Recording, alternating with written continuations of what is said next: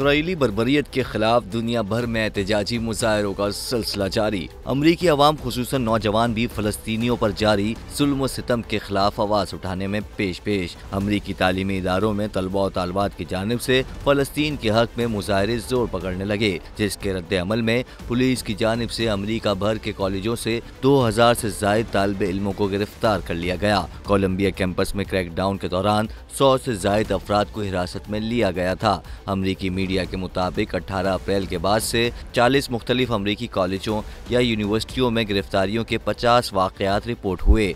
अमरीकी खबर रसा एजेंसी के मुताबिक कॉलेज कैंपस में एहतजाज करने वाले तलबा ने मुतालबा किया था कि अमरीका गजा जंग के हवाले से अपने नुक्ता नज़र को तब्दील करे।